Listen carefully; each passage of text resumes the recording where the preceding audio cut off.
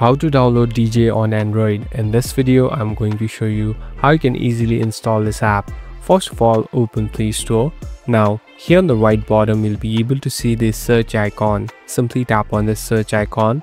Now, on the top, at the search bar, search for Djay. So it will pop up in the first. Simply tap on it. So make sure that this is the right application.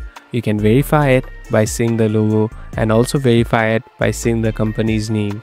Now on the bottom, simply tap on install. So the installation has been started, so it will take some time.